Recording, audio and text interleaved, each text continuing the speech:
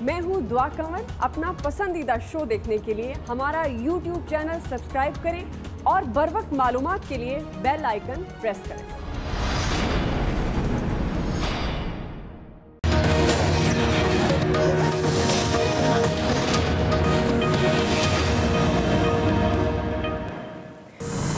अस्सलाम वालेकुम नाज़रीन, आप देख रहे हैं प्रोग्राम एक्सपर्ट्स और मैं हूं दुआ जमील। आज के पैनल का हिस्सा हैं अयाज खान साहब, आमिर इलियास राना साहब, lieutenant general retired Amjad Shoaib साहब भी आज के पैनल का हिस्सा हैं, फैसल हुसैन साहब, डॉक्टर आमिर लियाकत हुसैन साहब और मोहम्मद इलियास साहब आज के पैनल का हिस्सा हैं। बढ़ेंगे पहले बड़े सवाल की तरफ। कोरोना की दूसरी लहर ने खतरे की घंटी बजा दी है। दुनिया भर की तरह पाकिस्तान में भी कोरोना केसेज और अमवात में इजाफा हो गया। गुज़श्ता 24 घंटों के दौरान मजीद 14 अफराद जाँ बहक और 825 नए केसेज रिपोर्ट हुए हैं। NCOC ने कोरोना केसेस बढ़ने पर तशवीश का इजहार किया। आज NCOC से कल मुल्क भर में मास्क को लाजमी करार दे दिया है और बताया है कि मुल्क के 11 बड़े शहरों में कोरोना केसेस में 80% इजाफा हो गया है। कोरोना वायरस से निपटने के लिए मार्केट्स, दुकानें, शॉपिंग मॉल्स और शादी हॉल्स रात 10 बजे बंद करने का फैसला भी सामने आया। इस्लामाबाद में दफ़ा 144 नाफिज कर दी गई है। कोरोना केसेस सामने आने पर मुल्क भर में तालीमी इदारे भी बंद कर दिए गए हैं। मुआविन खुसूसी सेहत डॉक्टर फैसल सुल्तान साहब ने खबरदार किया है कि कोरोना SOPs पर सख्ती से अमल करें वरना हुकूमत सख्त इकदामात उठाने पर मजबूर होगी। प्राइम मिनिस्टर इमरान खान साहब ने भी आवाम से अपील की है कि कोरोना SOPs को यकीनी बनाया जाए और आइंदा 2 माह एहतियात से गुजारें। इसी मुनासबत से एक्सपर्ट्स के लिए पहला और बड़ा सवाल है। डॉक्टर आमिर लियाकत साहब, मैं आपसे आगाज़ करी हूँ। सवाल ये है, क्या हुकूमत आपके ख्याल में फिर लॉकडाउन की तरफ जा रही है जो सूरत हाल नज़र आ रही है?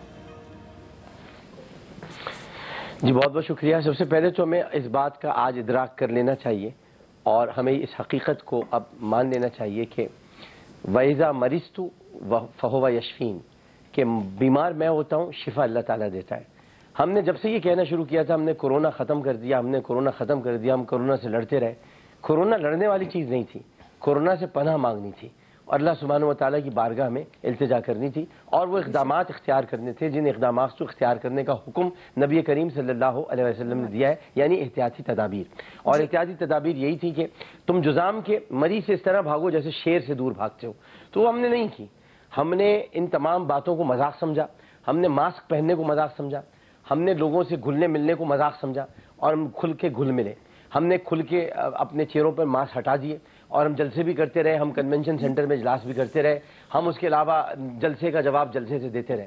तो ये जो दूसरी लहर आई है, खुदा न खासा पहले तो सबसे पहले हमारे हुक्मरान से लेकर हम सबको इस बात का यकीन होना चाहिए कि अल्लाह सुब्हानहू व तआला के सिवा कोई नहीं जो अमराज को दूर कर सके और वही तबीब है, वही शिफा देने वाला है, वही शिफा देता है। लिहाजा हमें एक तो ये अकीदा अपने जहन में रखना चाहिए। दूसरा, हमें जो कहा गया है हुकूमत की तरफ से, मैं हूँ, आप हैं, हम सब हैं, हमें उन SOPs को, वो हुकूमत नहीं कह रही है, ये दरहकीकत आपका दीन आपसे तकाजा करता है कि जब ऐसी कोई वबाई सूरत हाल हो तो आप उन SOPs को या उन इक़दामात को फॉलो करें जो रियासत आपके लिए मुतय्यन करती है। और रियासत मुतय्यन ये कर रही है कि आप मास्क पहने। आप क्यों बाहर निकल रहे हैं? आप क्यों खुशियां मना रहे हैं? अभी कोई बीमारी ये खत्म नहीं हुई थी, वबा दूर नहीं गई थी इस पूरी दुनिया से, अभी वबा मौजूद थी।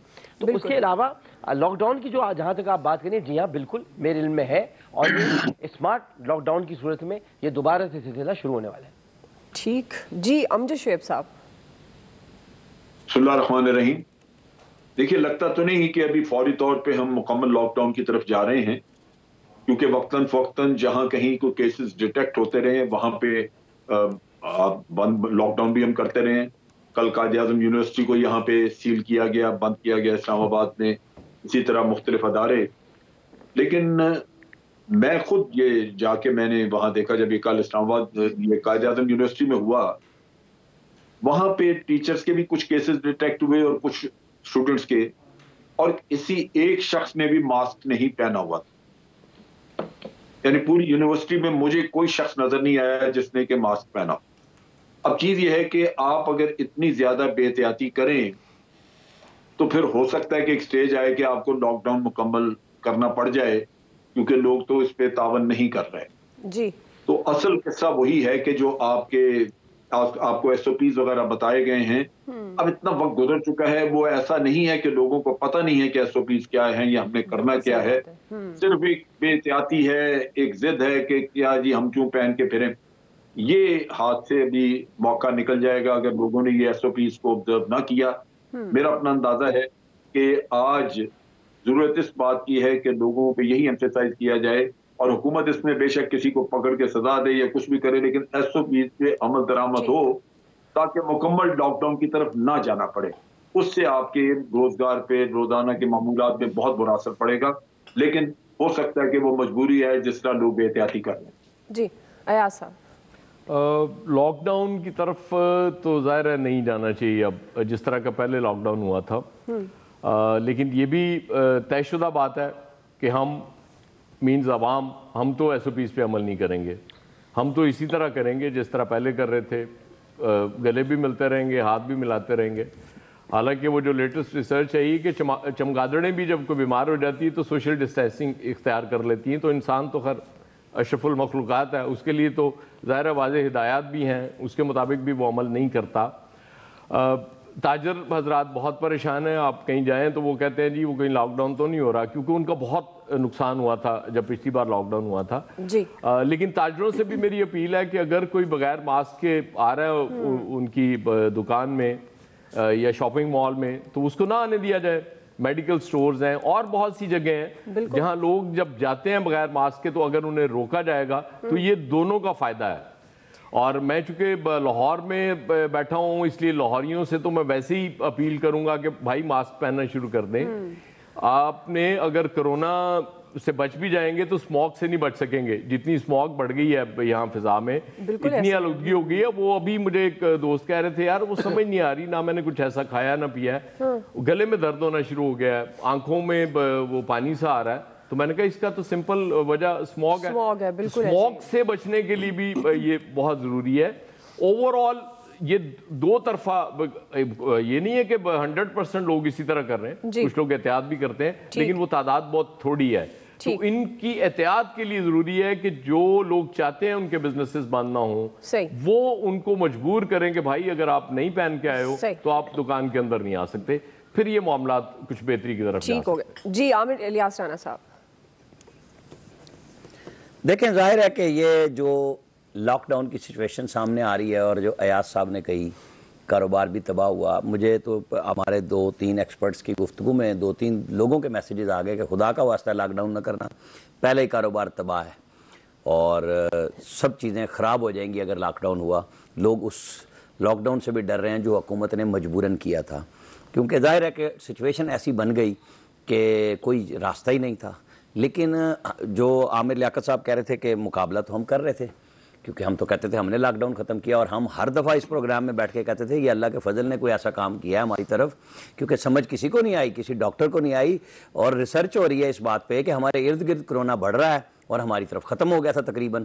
لوگ بھولنے کی تیاری میں تھے اور ہم پروگرام سے جگاتے تھے کہ بھائی یہ ابھی آ سکتا ہے, پھیل سکتا ہے, جو کہ پھیل رہا ہے. ظاہر ہے احتیاط تو ہر ایک کو کرنی ہے, لیکن اگر گورنمنٹ نے اس کا 3 ڈبہ زیادہ بجایا تو لوگ کہیں گے یہ PDM کے جلسوں کی وجہ سے کر رہے ہیں, اور اس بات کی بڑی احتیاط کی ضرورت ہے. کیونکہ فیصل بھائی اس پروگرام میں کہہ چکے, کراچی میں خاص طور پہ کچھ علماء کرام کے بڑے بڑے جنازے ہوئے, اور جہاں ہزاروں کی تعداد میں لوگ آئے اور کوئی ایک سمٹم رپورٹ نہیں ہوا کہ وہاں پہ آئے ہیں اور اس کی وجہ سے کرونا پھیلا ہے. لہٰذا ایک بات کلیئر ہے کہ پبلک اجتماعات میں بالکل ترویج نہیں کر رہا یہ بات کہہ کے کہ پبلک اجتماعات ضرور ہونے چاہیے. وہاں پہ وہی بات کہ پرائم منسٹر صاحب کیوں نہیں باز آتے ان اجتماعات سے جہاں پہ چاہے خیمے لگائیں چاہے کنونشن سینٹر میں AC میں بیٹھیں. اگر آپ بٹھا کے لوگوں سے بات کر سکتے ہیں تو آپ دوسرے کو تلقین نہیں کر سکتے, پھر آپ پہ تنقید ہوتی ہے. تو پہلے تو آپ کو خود ماڈل بننا ہے, آپ ماڈل نہیں بنتے.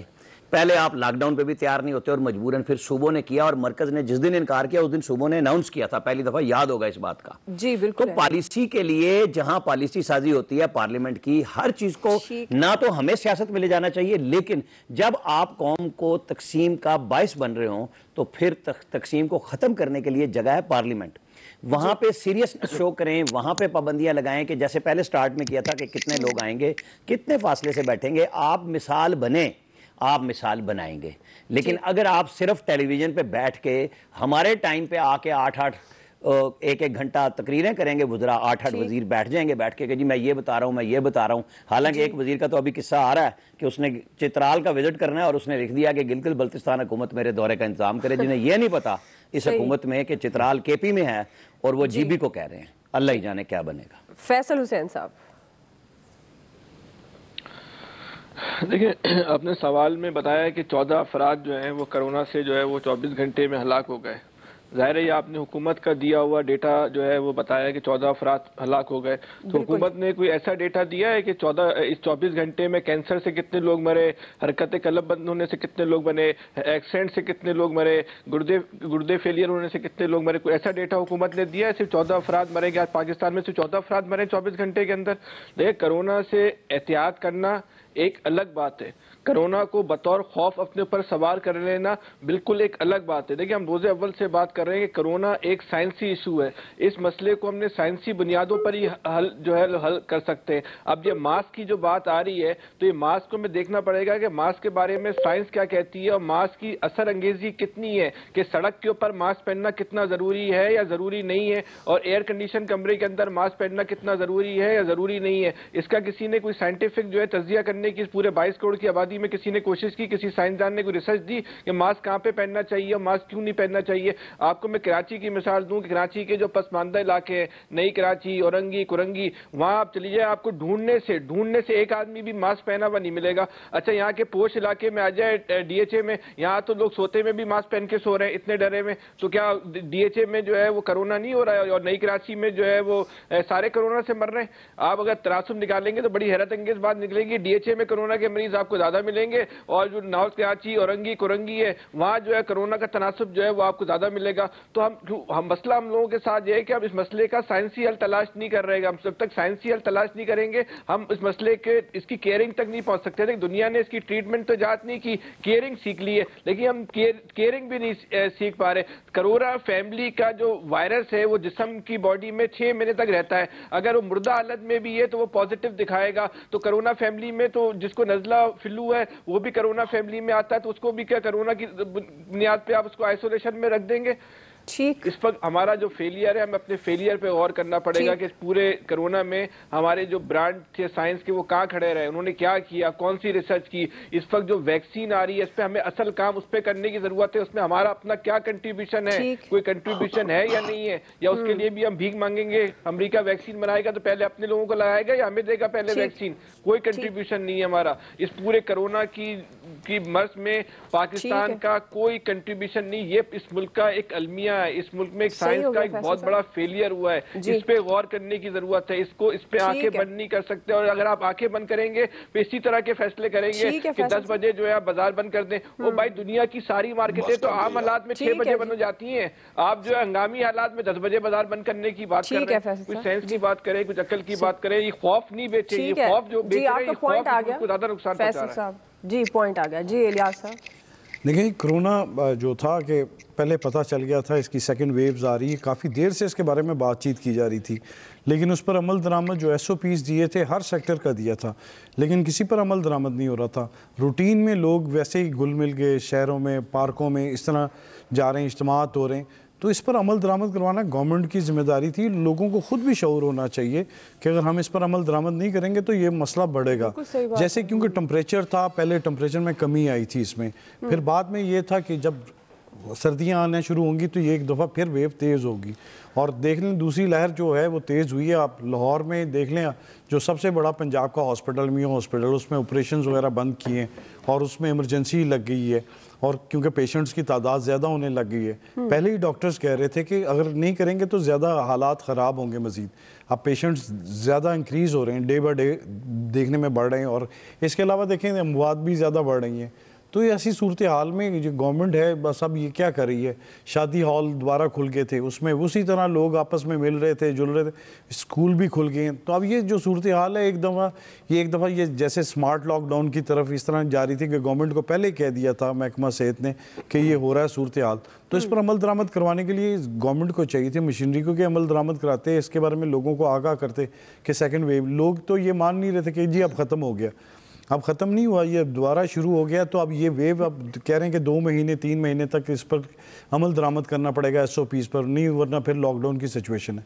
अभी पहले जो लॉकडाउन हुआ था उससे आपकी इकॉनमी वैसे बंद होने की वजह से लोगों का अभी तक बुरा हाल है। इकॉनमी में देख लें कि वो उसी तरह स्टेबल नहीं हो पा रही। तो अगर अब दोबारा लॉकडाउन होता है तो फिर इसमें आप फिर एक दफ़ा बहुत बुरा सूरत हाल होगी, क्योंकि स्टेबल नहीं अभी हुई तो मज़ीद जो है हमारी एक्सपोर्ट्स बंद हो जाएंगी। जो इम्पोर्ट अभी तक नहीं सही तरह हो रही, चीज़ें इतनी महंगी हैं और इसके जो असरात हैं वो आप देख लें कि गवर्नमेंट को अब भी जो फैसला करना पड़ेगा देख भाल के करना पड़ेगा। अभी तक कुछ नहीं इस पर हो रहा, बस SOPs बन गए थे, उस पर अमल दरामद हुआ ही नहीं। ठीक है जी, SOPs बन गए, अमल दरामद उस तरह से नजर नहीं आ रहा। बहरहाल जी, कोरोना की ये दूसरी लहर है, हमें खुद भी अपना ख्याल रखना है, अपना ख्याल रखें। SOPs जो हैं अगर बाहर निकलते हैं उस पर अमल करें, अगर घर पर भी हैं तो इन तमाम चीज़ों का ख्याल रखें जो आप पहली लहर में कोरोना के दौरान करते रहे हैं। एक्सपर्ट्स की राय आप जान चुके हैं, ब्रेक ले रहे हैं जी, ब्रेक के बाद वापस आएंगे। दूसरा सवाल आज हमारा है, क्या पाकिस्तान इस्लामोफोबिया के खिलाफ आलमी कानून साजी कराने में कामयाब हो पाएगा या नहीं? राय लेते हैं ब्रेक के बाद।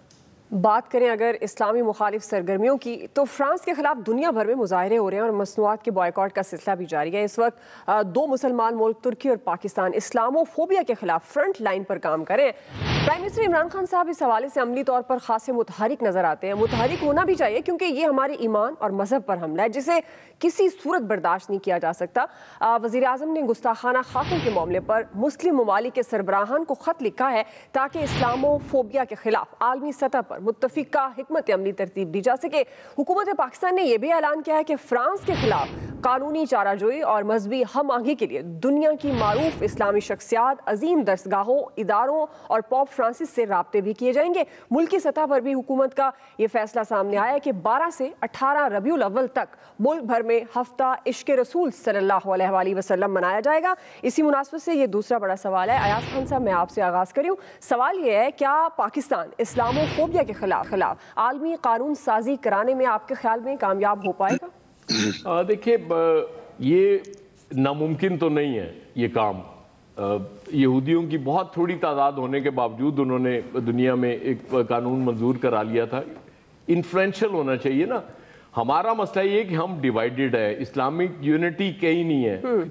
और इमरान खान साहब ने बिल्कुल ठीक किया है कि भाई बाकी छोड़ो, एक इस इश्यू पे तो इकट्ठे हो जाओ ताकि दुनिया को ये बताया जा सके कि ये चीज़ हम बर्दाश्त नहीं करेंगे। बाकी हमें डिवाइड करो, असला बेचने के लिए भाई से लड़ा दो, हमें फ़र्क नहीं पड़ता, लेकिन इस इशू पे हम कट मरने के लिए भी तैयार हैं। और अल्लाह करे ये हमारे जितने इस्लामिक कंट्रीज़ के सरबराहान हैं उसमें ये अकल आ जाए। मैं बड़ा हैरान होता हूँ जब मैं यूरोप और अमेरिका जाता हूँ कि मुसलमान इतनी बड़ी तादाद में जा रहे होते हैं वहाँ, स्पेशली अरब। उनके पास तो नोट भी बहुत है, लेकिन उनके वॉशरूम में हम आज तक वो मुस्लिम शावर नहीं लगवा सके, इतनी बड़ी तादाद में मुसलमान होने के बावजूद। तो इसका मतलब है हम इन्फ्लुएंशियल नहीं है। और इन्फ्लुएंशियल उसी सूरत में हो सकता है जब एक यूनिटी आए और किसी एक इशू पे हम कहें कि हाँ इस पे ऐसी की तैसी ये कोई गुस्ताखी करेगा तो उसके बाद हमसे बुरा कोई नहीं होगा।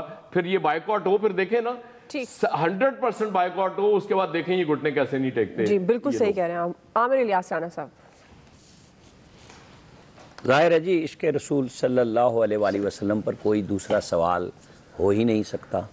और वज़ीर आज़म ने ये पिछले साल जब UN जनरल कौंसिल में गए थे तो वहाँ जाके बात भी की थी इस पर, और बड़ी धड़ल्ले से की थी, हमने भी तारीफ़ की थी। अब भी वो जो इक़दामात उठा रहे हैं वो बहुत अच्छे हैं, हमें तारीफ़ करनी है उनकी। लेकिन असल इशू ये है कि क्या हुकूमती सतह पे हम फ्रांस की मसनूआत का कोई बाइकाट करने जा रहे हैं? हम क्या क्या इक़दामात उठा सकते हैं? और अगर हम ऐसा करेंगे तो आइसोलेशन में तो नहीं चले जाएंगे, क्योंकि हमारे मुसलमान ममालिक तो अल्लाह माफ़ी करे जो OIC किधर गई सी, ये कहानियाँ तो फजूल हैं। ना वो किसी मुस्लिम उम्मा के मसले पर खड़े हैं। जहाँ मकबूदा कश्मीर की हम रोज़ बात करते हैं, वहाँ जो मुसलमानों के साथ सलूक हो रहा है, क्योंकि वहाँ कोई और आबादी की बात नहीं हो रही, उसके ऊपर इनकी बात करते हुए टांगें काँपती हैं। और कई कहानियाँ मुख्तलिफ जिन्होंने ठेका लिया हुआ है इस्लाम का, बात करने के लिए भी तैयार नहीं होते। फिर ऊपर से हमने भी शगुफे रख लिए हुए होते हैं कि जी हमने इस्लाम के जो ठेकेदार यहाँ चुने हैं वो किसी से सीधे मुँह बात भी नहीं कर सकते। मैं तारीफ़ नहीं करूँगा डॉक्टर आमिर लियाकत की, इनके ऊपर बहुत इल्ज़ामात भी लगते हैं, लेकिन जो बंदा شعور سے بات کر سکتا ہے، آپ کو نمائندے ان کو رکھنا چاہیے کہ جا کے کسی سے کوئی دلیل سے بات تو کرے جا کے. جو میں نے بات کہی نا کہ ان پہ الزام لگتے ہیں وہ ان کی ذات جانے اور ان کا کام جانے. میں بات کر رہا ہوں کہ جب آپ پاکستان کو ریپرزنٹیشن دیتے ہیں تو لوگ وہ ڈھونڈیں جن کی دلیل کے ساتھ کوئی بندہ بات مان لے اور سن لے. آپ حلیے مت ڈھونڈیں. آپ دیکھیں کہ یورپ میں جو 2 پیس میں نماز جو ہے نا امامت کی کرارے ہوتے ہیں، وہاں پہ یہ چکر ہی نہیں ہوتا. لوگ نماز پڑھتے ہیں اور خشوع و خضوع کے ساتھ لوگوں نے پیسے دے کے مسجد رینٹ پہ لی ہوئی ہوتی ہے، جگہ لی ہوتی ہے، خریدتے بھی ہیں. تو ہمیں مل کے صرف اپنے آڈینس کے لیے بات نہیں کرنی چاہیے. ہمیں جو ہم مسئلہ لے رہے ہیں اس کو حقیقی معنوں میں اٹھانے کے لیے ایک مستقل، کیونکہ ہفتہ منانے سے بھی یہ بات نہیں بنتی، یہ ایک مستقل کام ہے جس کو کرنا چاہیے. اور ہمیں اسلام کے جو نبی کریم صلی اللہ علیہ وسلم کی سنت ہے، جو اصول بتائے گئے ہیں، ان کے مطابق اپنے آپ کو ڈھال کے پھر لوگوں سے بات کرنی چاہیے. جی ڈاکٹر عامر لیاقت حسین صاحب. جی بہت بہت شکریہ. لا یکون احدکم حتی اکون احب الیہ من والدی وولدی والناس اجمعین. تم میں سے کوئی اس وقت تک مومن نہیں ہو سکتا جب تک کہ میں اسے اس کے والدین، اس کے ماں باپ اور اس کی اولاد سے بڑھ کر محبوب نہ ہو جاؤں. یہ جو حدیث پاک ہمارے سامنے ہے، دیکھیں جب آپ پوری دنیا کو نبی کریم صلی اللہ علیہ وآلہ وسلم کی عظمت، ان کی ذات عرف و اعلیٰ کی طرف لے کر آنے کی کوشش کرتے ہیں تو اس کے لیے لازمی طور پر آپ کو سرکار دو عالم صلی اللہ علیہ وسلم کی سیرت، ان کی اخلاق، ان کی جو خصائل اور ان کی شمائل ہیں وہ بتانے پڑتے ہیں. ہم آج بائیکاٹ کر دیں بہت اچھی بات ہے، ہمیں کرنا چاہیے. ہم آج سب کچھ کر دیں، چلیں ٹھیک ہے. عمران خان صاحب نے آواز بلند کی، ترکی سے آواز بلند ہوئی، لیکن کہاں گئے وہ لوگ جو مکتوب علیہ لے کر جاتے تھے اور بتاتے کہ سرکار کون ہے؟ وہ کہاں گئے؟ وہ آوازیں کدھر گئیں جو نبی کریم صلی اللہ علیہ وسلم کی عظمت کی گواہی دیا کرتی تھیں؟ کدھر گئے وہ خطیب؟ کہاں گئے وہ واعظ؟ کہاں گئے وہ بولنے والے کہ جو رسول کریم صلی اللہ علیہ وسلم کی عظمت اور ان کی جلالت اور ان کی شرافت اور ان کی نسبت اور ان کی حسب پر بات کرتے نہیں تھکتے تھے؟ اس کی وجہ یہ تھی کہ سرکار کا تو کام اور سرکار کا تو نام ہی ایسا ہے کہ آپ بولے چلے جائیں. محمد کا تو مطلب ہی تعریف ہے. تو عامر الیاس رانا صاحب درست فرما رہے ہیں کہ جب تک ترویج و اشاعت کرنے والے لوگ، جو رسول کریم صلی اللہ علیہ وسلم نے کیا کیا جب آپ نے مکہ فتح کیا، اس کے بعد آپ نے مکتوب علیہ روانہ کیے، آپ نے بڑے بڑے صحابہ کرام کو دیگر ممالک میں بھیجا اور ان کو کہا کہ میں اللہ کا رسول ہوں، آخری نبی ہوں اور یہ پیغام میں لے کر آیا ہوں. اور اس پیغام میں کیا تھا؟ نفرت چھوڑ دو، برائی کی سے باز آ جاؤ، بچوں کو زندہ دفنانے سے باز آ جاؤ، حساب کتاب میں ناپ تول میں کمی نہ کرو. یہ پیغام دینے والے کہاں گئے؟ تو عمران خان صاحب نے بہت اچھا کام کیا ہے. چلیے میں یہ بات واضح طور پر کہتا ہوں، اس سے قانون سازی بالکل نہیں ہو سکے گی، لیکن چلیے کبھی تاریخ میں نام لکھا جائے گا، تو لکھا ضرور جائے گا کہ ایک عمران خان تھا جس نے رسول کی محبت میں کم از کم قانون سازی کروانے کی کوشش ضرور کی. جی فیصل حسین صاحب. عامر الیاس بھائی نے جو بات کی ہے بہت زبردست بات کی ہے کہ ہمیں حلیے تلاش نہیں کرنے چاہیے بلکہ میرٹ کے اوپر جو ہیں وہ فیصلے کرنے چاہیے، اور یہی حضور پاک کی تعلیمات بھی ہیں.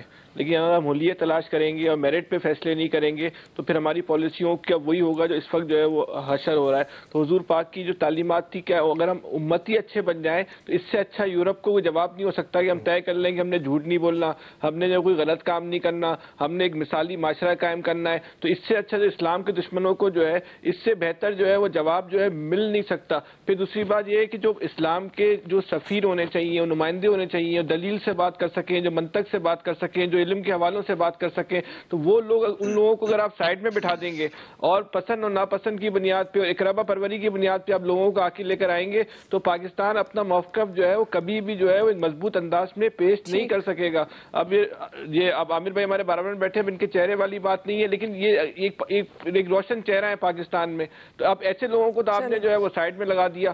اب میں یہ نہیں بولتا آپ کس کو آگے لائے چلیں، یہ آپ کی مرضی، جس کو آپ آگے لائیں نہ لائیں، لیکن جو آپ کے پاس ایسے لوگ میرٹ کی بنیاد پہ بیٹھے ہوئے ہیں جو آپ کے بہت جگہ اس حکومت کے چہرے کو بھی جو اچھا کر سکتے ہیں، ان سے آپ کام لینے کو جو ہے وہ تیار نہیں ہے. اور وہ جو لوگ آپ کے چہرے کو اور خراب کر رہے ہیں اور بس سے وقت کرتے چلے جا رہے ہیں، ان کو جو ہے آپ مستقل جو ہے وہ آگے سے آگے لے کے آ رہے ہیں. تو حکومت کو خود جو ہے اپنے رویوں پر، اپنی پالیسیوں پہ جو ہے غور کرنا چاہیے. ٹھیک ہو گیا. جی امجد شعیب صاحب. دیکھیے یہ بڑا اچھا قدم اٹھایا ہے اور میرا خیال ہے کہ کچھ نہ کچھ اس کا امپیکٹ بھی ہوگا، ایفیکٹ بھی آئے گا کہ مسلمان ممالک کے لیڈر جو ہیں وہ تھوڑا بہت اس بارے میں سوچیں گے. یہ ایشو ابھی صرف پاکستان اور ٹرکی لے کے آگے چل رہے ہیں، اور باقی ممالک میں وہ جوش و خروش نظر نہیں آتا, وہ ریزنٹمنٹ نظر نہیں آتی, نہ پبلک میں. بنگلہ دیش میں پبلک میں کافی ریزنٹمنٹ ہے, اور ہو سکتا ہے کہ بنگلہ دیش کی گورنمنٹ کو اپنے عوام کے پریشر میں کچھ کرنا پڑے. تو وقت تو لگے گا, قانون سازی کرانے کی کوشش جاری رہنی چاہیے. یہ نہیں کہ آج ہم نے اگر کام شروع کیا ہے تو کل تک یہ قانون بن جائے, وہ تو نہیں ہوگا. لیکن یہ ہے کہ یہ دباؤ, یہ پریشر جاری رکھنا چاہیے تاکہ وقت کے ساتھ ساتھ دنیا کو احساس ہو. اور یہ بڑی آپ کی اسٹریٹجی درست ہے کہ اگر آپ سیکسزم پہ کہ جی خواتین کے خلاف ہو رہے ہیں تو اس پہ آپ کو اعتراض ہے, سیکسزم اس کو کہتے ہیں, اینٹی سیمیٹزم کہتے ہیں, یہ ساری چیزیں اگر ہو سکتی ہیں تو مسلمانوں کے جذبات کا بھی خیال رکھنا چاہیے. تو ایک آرگومنٹ لے کے اگر آپ دنیا میں آگے بڑھیں گے تو انشاءاللہ ایک وقت آئے گا کہ یہ قانون بن جائے گا. یہ ابتدا ہے, لیکن میرا خیال ہے, میرا ایمان ہے کہ یہ قانون بنے گا انشاءاللہ, ضرور بنے گا. جی الیاس صاحب. جی بالکل, گورنمنٹ نے, پرائم منسٹر صاحب نے بڑا اچھا کیا کہ مراسل لکھیں مسلمان ممالک کو. اب اس پر متحد ہونا چاہیے, اور جس طرح کہا جا رہا ہے کہ پاکستان کو جو ہے اس میں آگے قدم بڑھایا ہے تو پاکستان کو آگے بڑھنا چاہیے. مزید جو ممالک ہیں ان سے جانے چاہیے, اپنے نمائندے بھیجنے چاہیے مسلمان ممالک میں. اور یہ نہیں کہ جیسے کہ سب عامر بھائی نے کہا کہ اس سلسلے میں جو چہرے نہیں دیکھنے چاہیے, بندے دیکھنے چاہیے جو عملی طور پر کام کرتے ہوں, جو اسلام کے لیے کام کر سکتے ہوں, اور جو کہ اس پر عملی جامہ پہنا سکیں.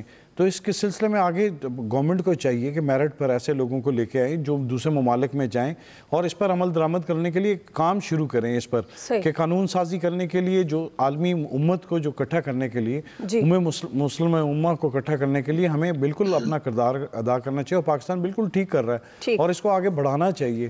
اگر اب نہیں کریں گے تو پھر کب کریں گے؟ تو گورنمنٹ کی طرف سے تو کام شروع ہو گیا, تو اب بالکل اس پر عمل درآمد تیز کرنا چاہیے, تمام ممالک کے ساتھ ملنا چاہیے, اور اس بارے میں جو ہے کہ متفقہ طور پر ایک لاہ عمل طے کرنا چاہیے. بالکل صحیح جی, بہت اچھا قدم ہے پر جو اس وقت حکومت نے, عمران خان صاحب نے اٹھایا. بہرحال ایکسپرٹس کی جو رائے ہے وہ آپ جان چکے ہیں. بریک لیتے ہیں, بریک کے بعد واپس آئیں گے. تیسرا سوال آج ہمارا ہوگا, امریکہ بھارت معاہدہ پاکستان کے لیے کتنا خطرناک, رائے لیں گے بریک کے بعد.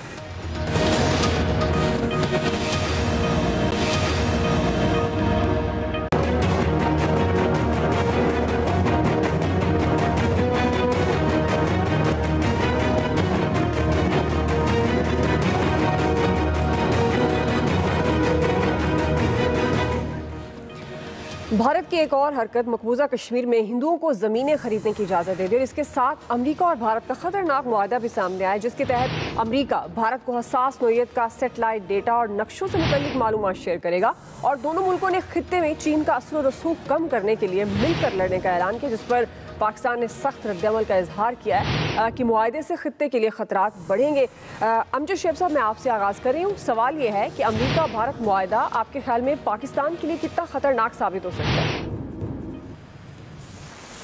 دیکھیے, بات یہ ہے کہ امریکہ نے پاکستان کے مفادات کی تو کبھی میرا نہیں خیال کہ ادھر توجہ دی ہے. جب سے افغانستان میں آئے, افغانستان میں جانے پہ پوری مت لی, لیکن وہاں پہ بھارت کو بٹھا دیا. اب یہ 2005 سے قصہ شروع ہوا جب انہوں نے پہلی دفعہ ان کو نیوکلیئر کوپریشن کا ایک ایگریمنٹ آفر کیا. اس کے بعد آپ نے دیکھیں 2008 میں وہ ایگریمنٹ ہو گیا. پھر اس کے بعد انہوں نے اپنے ایک دوسرے کے اڈے استعمال کرنے کا ایگریمنٹ کیا, اور تیسرا یہ ہے ابھی جو کہ یہ کیا. تو وہ چائنا کو دیکھ رہے ہیں اور ان کو چائنا کے خلاف کھڑا کر رہے ہیں. ہم نے اعتراضات ہر موقع پہ ہم نے اعتراض بھی کیا کہ جناب یہ اسٹریٹجک بیلنس یہاں پہ ڈسٹرب ہو رہا ہے, لیکن امریکہ اپنے مفادات کی روشنی میں ان کو چائنا کے خلاف دیکھ رہا ہے. لہٰذا یہ پرابلم رہے گی, اور ہمیں اب چائنا کے ساتھ کوآرڈینیشن بہتر کرنی ہوگی تاکہ ویپن سسٹم سے ہم بھارت کو میچ کر سکیں. اس کے علاوہ ہمارے لیے اور کوئی راستہ نہیں ہوگا. جی ڈاکٹر عامر لیاقت صاحب. جی دیکھیں, ابھی تھوڑی دیر پہلے آرمی چیف گئے ہیں مدرسے, اور وہاں پر انہوں نے جو زخمی بچے ان کی عیادت کی ہے, اور ایک بڑا اہم جملہ کہا ہے کہ دشمن کل بھی وہی تھا جو دشمن آج ہے.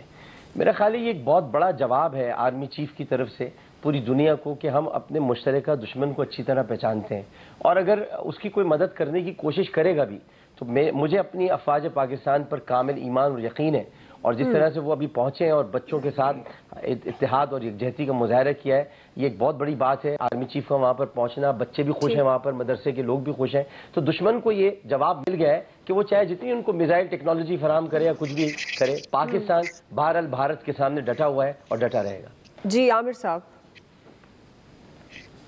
بالکل بات صحیح ہے. آرمی چیف کا اپنا ایک میسج بڑا کلیئرلی آ گیا ہے, اور اس معاہدے کے اعلان کے سے پہلے ہماری جو اسٹیبلشمنٹ ہے اس کو یہ بات پتہ تھی، اور ہم بہت عرصے سے یہ بات کہہ رہے ہیں کہ امریکہ بھارت کی زبان بولتا ہے. ہم یہ نہیں کہہ رہے کہ بھارت امریکہ کی زبان بولتا ہے. بڑا فرق ہے، کلیئر ہے. ان کی پارٹنرشپ بن چکی ہوئی ہے. ہم بیچ میں پھسلتے رہتے ہیں، بھاگتے رہتے ہیں. کبھی ان کا کوئی سیکرٹری آف اسٹیٹ امریکہ کا آ گیا، کوئی جنرل آ گیا، یہاں پہ آ کے کوئی کہانی ڈال گیا. ہمیں اپنی راہیں بڑی کلیئر کرنی پڑیں گی. ہم آدھا تیتر آدھا بٹیر کے ساتھ نہیں چل سکتے. آپ کو چائنا کے ساتھ چلنا ہی پڑے گا، کیونکہ امریکہ، انڈیا، اسرائیل یہ سارا نیکسس ہے.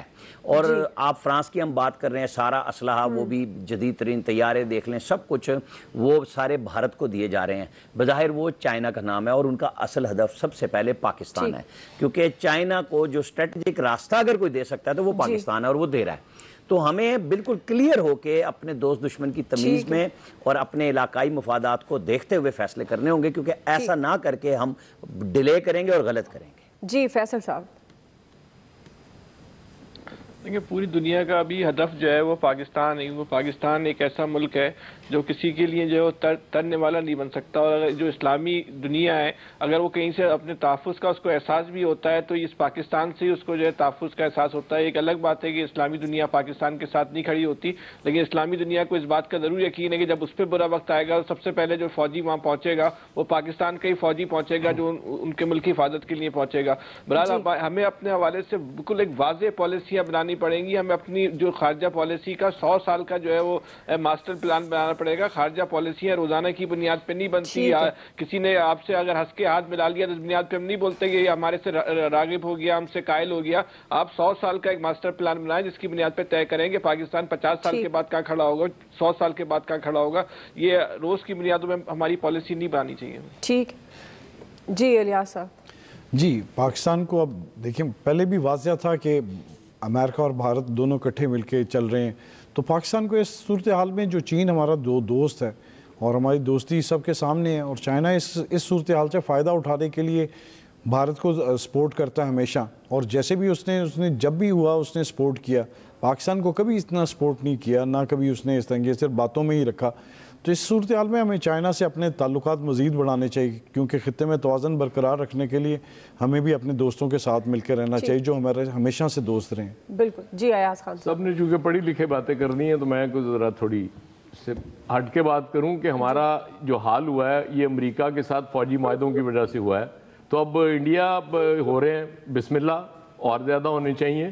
اور لیکن ایک کام ضرور کرنا چاہیے، امریکہ کو ٹیکنالوجی دیتے ہوئے اور فرانس کو جدید ہتھیار دیتے ہوئے کہ لڑنے کے لیے بندے بھی دینے پڑیں گے اپنے، کیونکہ بھارتی فوج اس قابل نہیں ہے کہ ان ہتھیاروں کے ساتھ بھی پاکستان سے لڑے. انشاءاللہ شکست ان کا مقدر ہوگی، یہ بالکل طے شدہ بات ہے. تو کرنے دیں معاہدے، کیا فرق پڑتا ہے. بالکل جی، شکست بھارت کا مقدر ہوگی. ظاہر ہے وہ جتنے کریں لیکن پاکستان مضبوطی سے، پاکستان کی جو پاک فوج ہے مضبوطی سے ڈٹی ہوئی ہے. سوال ہمارا یہ تھا کہ امریکہ بھارت معاہدہ پاکستان کے لیے کتنا خطرناک ثابت ہو سکتا ہے. رائے آپ جان چکے ہیں ایکسپرٹس کی. آج کے ایکسپرٹ سے اتنا ہی. فیڈ بیک دیجیے گا. خیال رکھیے. اللہ حافظ. میں ہوں دعا کنور. اپنا پسندیدہ شو دیکھنے کے لیے ہمارا YouTube چینل سبسکرائب کریں اور بر وقت معلومات کے لیے بیل آئیکن پریس کریں.